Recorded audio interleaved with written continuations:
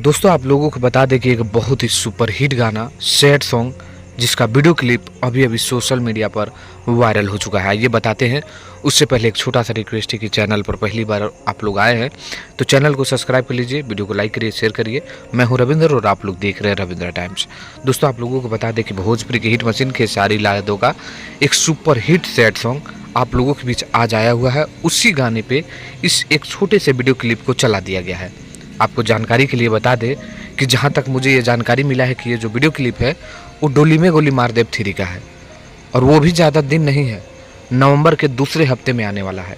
तो ये बहुत ही बड़ी बात है कि भोजपुरी की हिट मशीन खेसारी लाल यादव का अपकमिंग सॉन्ग डोली में गोली मार देव 3 नवंबर के महीने में दूसरे हफ्ते में आ रहा है और उसका ये छोटा सा वीडियो क्लिप आप लोगों के हाथ देखने को मिला मेरे द्वारा।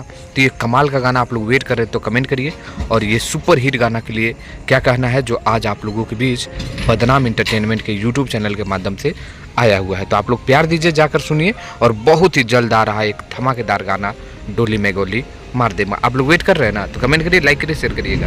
धन्यवाद।